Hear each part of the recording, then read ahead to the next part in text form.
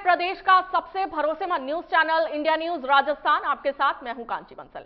हमारी खास पेशकश जनता का मूड में आप सभी का बहुत बहुत स्वागत है। 2024 के लोकसभा चुनाव को लेकर देश भर में सियासी पारा हाई है।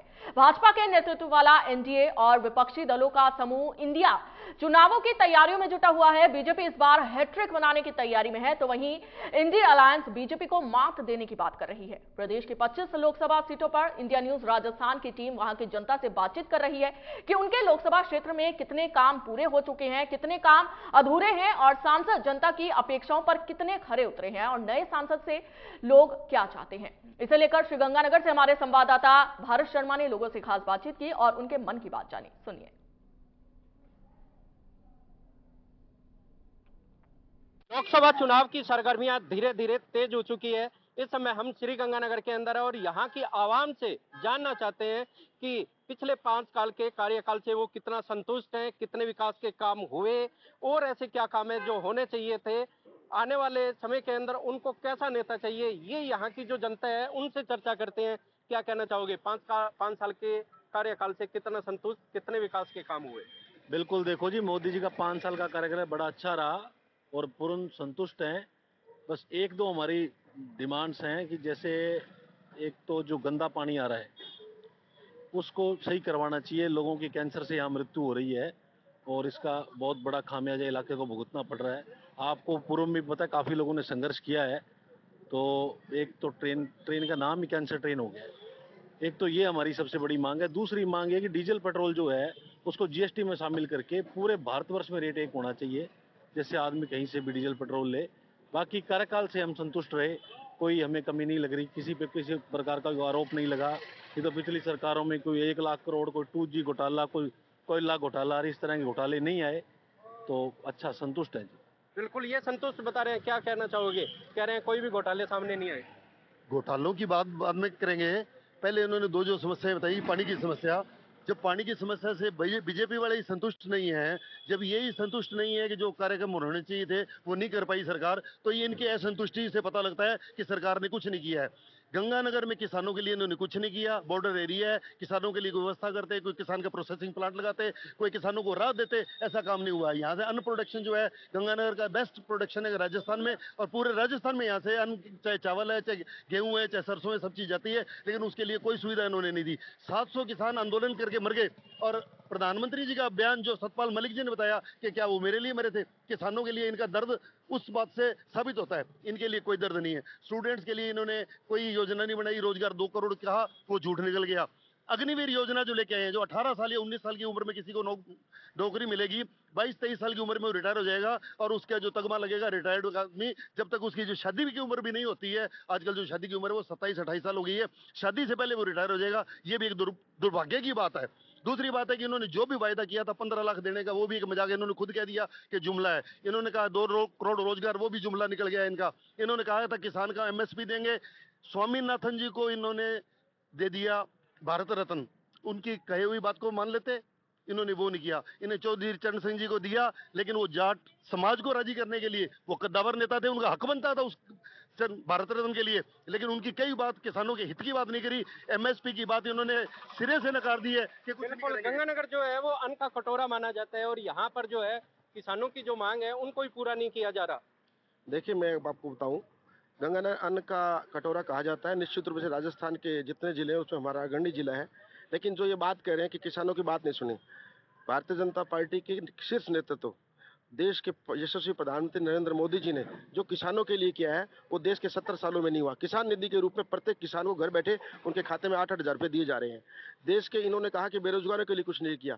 इस पिछली सरकार में, कांग्रेस गवर्नमेंट में, बच्चे एग्जाम 19 एग्जाम दिए उन्होंने, वो सारे के सारे फ्रॉड थे और वो सारे के सारे, हमारी सरकार बनती हमने 3 महीने में एसआईटी की जांच बिठा दी और वो सारे के सारे अपराधी पकड़े जा रहे हैं। तीसरा, इन्होंने कहा डीजल पेट्रोल। ये देश का यशस्वी प्रधानमंत्री की सोच थी कि जो इस हिंदुस्तान का सबसे महंगा पेट्रोल और डीजल यहाँ बिकता था, उसको इस बार उन्होंने, जैसे हमारी सरकार बनी, राजस्थान सरकार की, एक एकल वेट करते हुए पूरे राजस्थान में एक समान उन्होंने पेट्रोल और डीजल का रेट कर दिया। बिल्कुल, पेट्रोल डीजल का रेट एक करने की बात कर रहे हैं।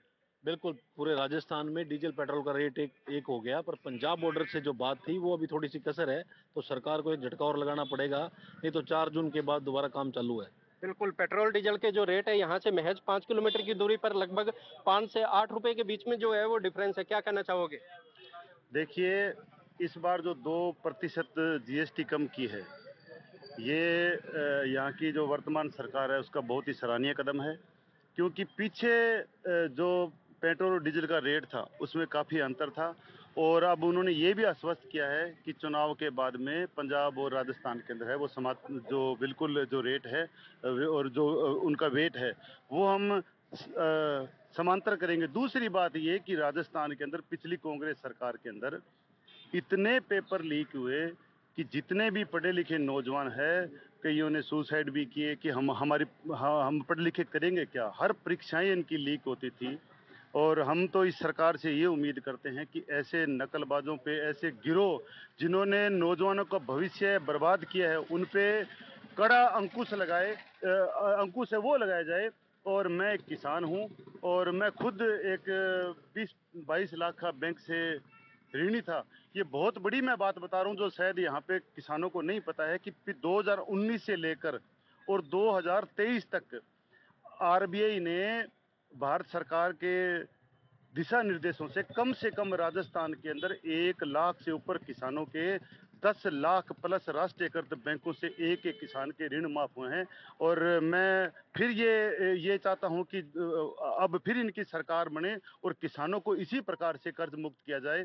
जो बाकी शेष बचे हैं उनको भी इस प्रकार से छूट देके, बिल्कुल, और ये किसानों को कर्ज माफी की बात कर रहे हैं, क्या कहना चाहोगे? किसानों का कर्ज माफ हुआ?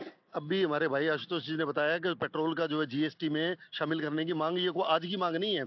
इन्होंने भी आंदोलन की, हमने इनके आंदोलन में हमेशा साथ दिया कि उसको जीएसटी में शामिल कर दिया जाएगा, तो 28% की सीलिंग लग जाती है, उसकी वजह से पेट्रोल के भाव 30 रुपए लीटर के कम होंगे। लेकिन वो सरकार करना नहीं चाहती। 20 साल से ये बातें तभी बोलते हैं जब ये विपक्ष में होते हैं। दूसरी बात मैं ये कहना चाहता हूं कि जो बातें इन्होंने किसान की है, किसान का इनका हितैषी तो इनका नजर आ गया ना।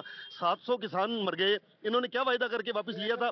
मोदी जी ने क्या वायदा किया था? ये वायदा किया था कि एमएसपी पर कमेटी बनाकर उसका अनुपालना करवाई जाएगी, लेकिन वो आज तक अनुपालना के लिए कमेटी आज तक 2.5 साल में काम नहीं कर रही है। लेकिन इन्होंने जो वो झुंझुना दिया था कानून वापस लेते हुए, उसको भी पूरा नहीं किया। तो ये किसान विरोधी सरकार है। व्यापारियों के लिए जो भी इन्होंने 45 दिन का नियम लगाया वो बहुत ही दुखद है, उससे व्यापारी वर्ग बड़ा आहत है। और इन्होंने जो चुन चुन के सरकारें गिराने का काम किया है, जिस तरह से चुन चुन के उनको ईडी और सीबीआई के पीछे लगा करके जो काम किया है, केजरीवाल जी को अंदर किया है, जिस तरीके से चुनाव के टाइम पे उनको अंदर किया गया है ताकि वो चुनाव का प्रचार का कार्य नहीं कर सके। इतने जितने लोगों को इन्होंने, अगर 45 धारा में उनको आजाद कर दिया जाता तो दूसरे लोग भी जो अंदर किए गए हैं इसी शराब घोटाले के नाम पर, वो भी सारे बाहर आ जाते। लेकिन सुप्रीम कोर्ट ने ये कहते हुए कहा कि 3 नंबर और 4 नंबर धाराओं में इसको रिलीज कर रहे हैं ताकि उसके 45 का बेनिफिट सभी को न मिल पाए, जिसके लिए इन्होंने उसके लिए आरोप पत्र तक अभी दाखिल नहीं किया है। जिस आदमी को 6 महीने जेल में रखा उसके लिए आप आरोप पत्र नहीं लगा सके। देखिए, मैं आपको इस बात में एक वकील होने के नाते मैं इस बात का जवाब दे दूं। इस देश के अंदर 70 साल में जो बीमारी थी कि भ्रष्टाचार करो और आप ऐसे जीवन जियो, ये मोदी की गारंटी है, ये मोदी सरकार की गारंटी है कि हमारे कुशल नेतृत्व ने एक बात कह दी है, जो व्यक्ति चोरी करेगा वो जेल की सलाखों में जाएगा। और चाहे आप ये सोचते हैं कि कानून प्रक्रिया आपके हिसाब से चलेगी, ऐसा नहीं होता। वहां पर गरीब से लेकर के अमीर तक सभी बराबर है। आज ये केजरीवाल की बात कर रहे हैं, अगर केजरीवाल को जेल भेजा गया है तो नेचुरली संविधान के किसी प्रावधान के तहत भेजा गया होगा, ठीक है, और उसकी कोर्ट प्रोसीडिंग कर रही है। मैं कोर्ट के उस मामले में बोलना नहीं चाहता, लेकिन ये भारत सरकार, हिंदुस्तान की नई गवर्नमेंट है जिसका ये मानना है जो भ्रष्टाचार करेगा वो जेल में जाएगा, निश्चित रूप से जेल में जाएगा। बिल्कुल जेल में जाएगा। 5 साल के पिछले कार्यकाल से आप कितना संतुष्ट है अपने स्थानीय सांसद के? बिल्कुल पूरे संतुष्ट है। निहाल जी ने खूब काम करवाए। एक एक रेल आप देख सकते हैं कि कहाँ कहाँ से रेलें हमारी चल रही हैं। उसके अलावा सड़कों का आप देख लीजिए, प्रधानमंत्री आवास योजना का देख लीजिए, प्रधानमंत्री सड़क योजना का आप देख लीजिए। मैं जवाब देना चाहूंगा हमारे बड़े भाई सेतिया जी ने कहा भी जीएसटी की हमारी मांग है। बिल्कुल, कार्यकर्ता होने के नाते हम चाहते हैं कि पूरे भारत में एक रेट हो। पर उसके साथ मैं आपको एक निवेदन कर दूं सेतिया जी, आपकी कांग्रेस की सरकारों ने जीएसटी को लेकर कभी हामी नहीं भरी कि भाई इसको तुम जीएसटी में ले लो। उन्होंने हमेशा मना किया। जब तक राज्य सरकारें हमारे साथ नहीं होगी, हमारी सरकार कैसे जीएसटी लागू करेगी? बिल्कुल, 5 साल के पिछले जो सांसद के कार्यकाल से संतुष्ट बता रहे हैं। कहना है कि रेल के अंदर बहुत विकास के काम हुए, सड़कों में उनका जाल बिछा, क्या कहना चाहोगे? देखिए, निश्चित रूप से गाड़ियां शुरू जरूर हुई हैं, लेकिन हम सीमावर्ती जिले में रहते हैं और यहाँ यूपी और बिहार क्षेत्र के लोगों की अधिक बसावट है। मजदूर वर्ग के लोग हैं, कमाई के लिए आते हैं दूसरे राज्यों से, राजस्थान से गंगानगर से चलती थी, कोलकाता हावड़ा तक की ट्रेन जाती थी। कोरोना काल के दौरान उस ट्रेन को बंद कर दिया गया। हजारों लोग उससे प्रभावित हुए, मजबूरन उन्हें बसों में सफ़र करना पड़ रहा है। गाड़ी शुरू करने की मांग हो चुकी है। सांसदों ने छोड़े आम आदमी बहुत ज्ञापन दिए हैं, आज तक उसको लेकर के कुछ नहीं हुआ। दूसरी रही बात, सरकार हर बार कह रही है इलेक्ट्रिफिकेशन गाड़ी चलाएंगे चलाएंगे चलाएंगे। पिछले 4 साल से यही बात सुनने में आ रही है, आज तक ट्रैक बिछने के बाद भी कोई गाड़ी संचालन नहीं हुआ। इसके अलावा सीमावर्ती क्षेत्र हैं, यहाँ बहुत सी सुविधाएं होनी चाहिए थी रेलवे को देखते हुए, लेकिन जो होनी चाहिए थी उसके मुताबिक इतना विकास हुआ नहीं है। नो डाउट कुछ ट्रेनें चली हैं, लेकिन अभी भी और ट्रेनें और आनी चाहिए। बिल्कुल और ट्रेनें आनी चाहिए। और आप कह रहे हो कि जो ट्रेनों का है उनका जाल बिछाएं। मैं आपको बताऊँ, रेल के विषय में बता देना चाहता हूँ, चूंकि ये बात हम सब जानते हैं, हम बॉर्डर एरिया में रहते हैं और दिल्ली राजधानी से हमारी 550 किलोमीटर की दूरी है। देश के अंदर 70 साल में जो रेल का जाल अब बिछाया गया है ना, वो आज तक कभी नहीं बिछा। और सबसे बड़ी बात, जैसे मेरे मित्र ने कहा कि विद्युतीकरण किया जा रहा है, 4 साल लगे, तो उस बीच में एक इस देश के अंदर पूरे वर्ल्ड की सबसे बड़ी बीमारी कोरोना आई, जिसके अंदर हमें सबसे पहले जरूरत थी कि हमारे देश के अंदर जो कोरोना बीमारी है उससे लड़े। उसके लिए हमारे देश में स्वदेशी इंजेक्शन बनाया और हमने अपने देश के साथ साथ में विदेशों में भी उस इंजेक्शन को फ्री भेजा। तो जब इतनी बड़ी महामारी से लड़ने के लिए हमें थोड़ा समय तो लगेगा, और हमने विद्युतीकरण को कर दिया है। और निश्चित रूप से इस नए कार्यकाल में 2024 के बाद जब भारतीय जनता पार्टी की तीसरी बार मोदी जी सरकार बनेगी, तो ये विद्युतीकरण का काम पूरा कर दिया जाएगा। बिल्कुल विद्युतीकरण करने की बात कर रहे हैं। अभी मेरे साथी ने कहा कि कोरोना काल में इंजेक्शन बढ़ाए, ये बढ़ाए। मैं पूछना चाहता हूँ, क्या रेलवे का जो ट्रैकमैन है, जो लाइनमैन है, जो पत्थर बिछाने वाला है, पट्टी बिछाने वाला, वो कोरोना का इंजेक्शन बना रहा था क्या? कंस्ट्रक्शन का काम करने वाला इंसान इंजेक्शन बना रहा था, दवाइयाँ बना रहा था। दूसरी बात जब ये लोग कहते हैं भाजपा के राज में पेपर लीक पर कार्रवाई हुई, ये हुई, शर्म आनी चाहिए। एनसीसी C ग्रेड का पेपर कॉलेज स्तर पर होता है, साधारण सा पेपर है जिसे हम दे देते हैं, वो पेपर भाजपा के राज में लीक हुआ। सीकर यूनिवर्सिटी में BSc एग्रीकल्चर का पेपर लीक हुआ। इसके अलावा राजस्थान की हम बात करते हैं, वैसे मुद्दा लोकसभा चुनाव का था, लोकसभा क्षेत्र का था, संसदीय क्षेत्र का था, लेकिन बात पेपर लीक की है तो मैं बता दूं, भाजपा सरकार बनने के बाद में राजस्थान में 3 बार पेपर लीक हुए हैं। उनमें से आज तक एक भी बंदे पर कार्रवाई नहीं हुई। क्या कहना चाहोगे? कोई भी बात दूं, भाजपा सरकार को बने भी 3 महीने हुए हैं।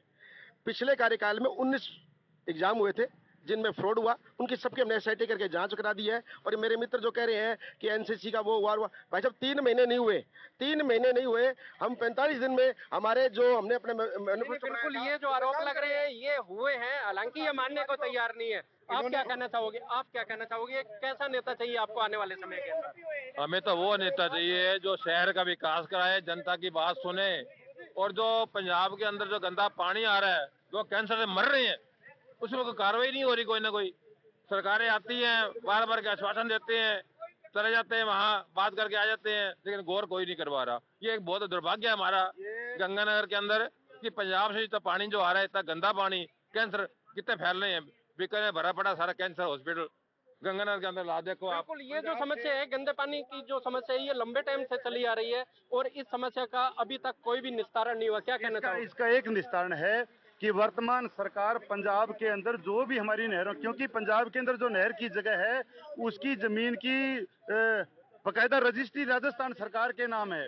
राजस्थान सरकार तमाम उन लोगों पे हत्या का मुकदमा दर्ज करे जो हमारी नहरों के अंदर जहरीला पानी डालते हैं, और कोर्ट के आदेशों से उनको घसीट कर यहाँ पर लेके और जेलों के अंदर डाले, ताकि उनकी आने वाली पीढ़ियां भी इस प्रकार की हिम्मत ना कर सके। फिलहाल हिंदुस्तान में मोदी जी के बराबर कोई नेता नहीं है, और हम मोदी जी से ये चाहते हैं कि जैसे राजस्थान में एडवोकेट प्रोटेक्शन एक्ट बना था, मैं एक अधिवक्ता हूँ, इस नाते मैं चाहता हूँ कि ये एडवोकेट प्रोटेक्शन एक्ट है वो पूरे हिंदुस्तान में लागू होना चाहिए।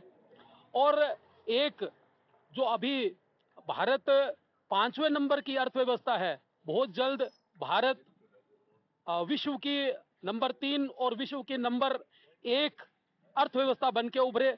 हम तो ये भी चाहते हैं। बिल्कुल ये मोदी जी के बारे में बता रहे हैं, हालांकि जो वोट करेंगे वो मोदी के नाम पे करेंगे, और जो नेता यहाँ पर स्थानीय जिन नेताओं को लोकसभा के अंदर प्रत्याशी बनाया गया है उनके नाम पे वोट मिलने के आसार कम दिखाई दे रहे हैं। क्या कहना चाहोगे अर्थव्यवस्था? सर देखिए, वोट जो है वो आम आदमी अपने हिसाब से देगा, किसी के थोपने से वो वोट नहीं देगा। इसी का परिणाम है कि 74% से ऊपर हमारे यहाँ वोटिंग कभी शायद तक हुई हो। दूसरी बात रही बात अर्थव्यवस्था की, तो मैं एक बात बता दूं, इस साल इस भाजपा सरकार को बने हुए 5 साल लगभग हो चुके हैं। अगर इस दौरान की अगर हम कैग की रिपोर्टें उठा लें, जिस कैग की रिपोर्टों को लेकर के भाजपा हमेशा कांग्रेस पे हमलावर रही थी, अगर उन्हीं रिपोर्टों को उठा लें तो आपको पता लगेगा कितना भ्रष्टाचार हुआ है, कहाँ कहाँ गड़बड़ हुई है, कहाँ कहाँ नहीं हुई। कैग की रिपोर्टों को आज तक सार्वजनिक क्यों नहीं किया गया, और अगर किया गया तो उनमें जो जो कमियां पाई गई, जो दोषी पाए गए, उन पर आज तक कार्रवाई क्यों नहीं हुई। दूसरी बात ये, हम कहते हैं कि भ्रष्टाचार मुक्त है भाजपा, ये करेगी वो करेगी। आज तक जो भी किसी भी पार्टी के सांसद हों, नेता हों, जिन पर मुकदमे थे, भाजपा में जाने के बाद में उन सभी को कार्रवाइयां क्यों रोक दी गई, उन पर एक्शन क्यों नहीं लिया गया, उनके सभी गवाहों को गायब करके मामलों को रद्द क्यों किया गया। अगर आप इतने ही ईमानदार हैं, भ्रष्टाचार मुक्त की बात करते हैं, देश के बिल्कुल, ये जो देश के प्रधानमंत्री है उनकी ईमानदारी के ऊपर पूरी तरीके से सवालिया निशान यहाँ के जो स्थानीय लोग हैं वो लगा रहे हैं। क्या कहना चाहोगे आप, कैसा नेता चाहिए आने वाले समय के अंदर, क्या सोच के वोट डालेंगे? पिछले 5 साल के अंदर विकास के जो काम हुए या नहीं हुए, जो भी हो, उनसे कितना संतुष्ट? साहब, आपको पता ही है कि पिछले 5 सालों में जो गहलोत की सरकार थी उन्होंने कितना विकास किया है। गहलोत सरकार के टाइम पे किसी भी व्यक्ति को भूखा नहीं सोना पड़ता था, किसी भी व्यक्ति को इलाज से वंचित नहीं रहना पड़ता था। अगर कोई व्यक्ति बीमार होता था तो उसको अपनी जेब की तरफ नहीं देखना पड़ता था। परंतु आज की वर्तमान समय के अंदर हर व्यक्ति को सोचना पड़ता है कि हम हॉस्पिटल जाएंगे, कि हम इलाज कराएंगे, कि पहले पैसे की व्यवस्था कराएंगे। आज पहले आपने देखा होगा कि राशन डिपोओं पे एक भरा थैला दिया जाता था, परंतु आज के समय पे राशन डिपोओं पे खाली थैला दिया जाता है, जिसके अंदर प्रधानमंत्री की और मुख्यमंत्री का छायाचित्र होता है। तो आपके सामने है कि विकास का अंतर आपको दिख रहा है। बिल्कुल, विकास का अंतर दिख रहा है। सभी से एक लाइन के अंदर एक छोटा सा जवाब, क्या सोच के वोट डालोगे? मैं प्रत्याशी और उसका बैकग्राउंड देख के डालूंगा, अगर मुझे लगेगा, वरना नोटा मेरे लिए तैयार है। आप क्या सोचते? देखो, मोदी जी के नाम पे वोट पड़ेगा। निहाल चंद जी 3 लाख से जीते थी, प्रियंका 5 या 6 लाख वोटों से जीती। हार जीत का आंकड़ा अलग है, क्या क्या सोच के साहब, वोट हम तो डालोगे? परिवर्तन की ओर वोट डालेंगे। जो बीते 10 सालों में जो तानाशाही मची है देश के अंदर, उसको खत्म करने के नाम पर वोट डालेंगे। कैसा नेता चाहिए? सच्ची गारंटी और झूठी गारंटियों के अंतर को देख के वोट डालेंगे। भ्रष्टाचार के झूठे वायदे को देख के करेंगे। जिन्होंने भ्रष्टाचार के आरोपों के बाद उनको अपने साथ मिला लिया, उसको देख करके वोट डाल लेंगे। भ्रष्टाचार के खिलाफ डालेंगे। जिन लोगों ने भ्रष्टाचार किया है, केंद्र सरकार ने, मोदी सरकार ने जो भ्रष्टाचार किया है, हम उसके विरोध में वोट डालेंगे। बिल्कुल, क्या सोच के वोट डालेंगे? देखिए, यहाँ का जो किसान है उसको ये इस बात पे सोच के वो वोट देगा कि कौन सी सरकार हमें किसानी को बढ़ावा देने के लिए हमारे लिए क्या कर सकती है। और स्थानीय जो हमारे जो यहाँ पे वर्तमान में जो कांग्रेस के एमपी के उम्मीदवार है, वो वर्तमान में यहाँ पे जिला प्रमुख भी है। और ये कड़वी सच्चाई है कि जिला प्रमुख रहते हुए उन्होंने 3 साल में कांग्रेस की सरकार भी थी, एक भी ग्राम पंचायत का दौरा नहीं किया। वो सब सारे यही सोच के विचार करें, यही सोच के वो वोट देंगे कि कौन सी सरकार सही मायने में हमारे लिए काम कर रही है और आगे कर सकती है। कैसा नेता चाहिए? गंगानगर में एक शीर्ष नेता की जरूरत है। गंगानगर नेता में सबसे कम है जिस हिसाब का काम होना चाहिए गंगानगर में, और जिस हिसाब से राजस्थान में गंगानगर का पूरे राजस्थान के अंदर राजस्व सरकार को जाती है यहाँ की मंडी से, उस हिसाब का विकास नहीं हो रहा है। चाहे वो कांग्रेस पार्टी हो, चाहे वो बीजेपी पार्टी हो। आपने देखा है कि निहाल चंद जी का अपन परंपरा चलता रहा, पिताजी भी रहे, वो खुद भी रहे 5-6 बार। अब टिकट क्यों कट गया? अगर अच्छा काम करते तो टिकट नहीं कटता। मैं किसी को उंगली नहीं उठा रहा हूँ, लेकिन एक बात जरूर कहूंगा कि यहाँ पर शीर्ष नेता की बहुत कमी है। जो काम करने वाला वो काम करते नहीं है। अरे कई साल हो गया, लोगों ने पता नहीं सुच्चा सिंह, फलाना सिंह, ढिमकाना सिंह, पानी गंदा आ रहा है, कैंसर से लोग प्रत्येक घर में लोग बीमार पड़ रहे हैं, मर रहे हैं, उस पर कोई देख नहीं रहा है। यहाँ पर शिक्षा विभाग को देख लो, हर स्कूल में घटोला चल रहा है। यहाँ पर आप देख लो, जहाँ पर कॉलोनियां कट रही है, आप अन्न का कटोरा कह रहे हो। अन्न का कटोरा किस बात को कह रहे हो? जाके देखो, जमीन खत्म हो रहा है, कहाँ उपजा होगा, कहाँ अन्न का कटोरा रह गया आपका गंगानगर। और बात बता रहा हूँ, गंगानगर में प्रवासी लोग लाखों के तादाद में यहाँ आ रहे हैं, अन्न का कटोरा देखते हुए, आपका विचार देखते हुए, आपका प्यार देखते हुए। लेकिन क्या आज से 47 साल पहले बलराम जाखड़ ने एक छोटा सा गाड़ी दिया था इन लोगों को जाने आने के लिए, सुविधा के लिए, जबकि हमारे लिए अकेले नहीं दिया, इनको सबको लिए जो दिल्ली से व्यापार कर सके। लेकिन उनको भी निहाल चंद जी ने बंद कर दिया। ये हमारे लिए निहाल कर दिए क्या?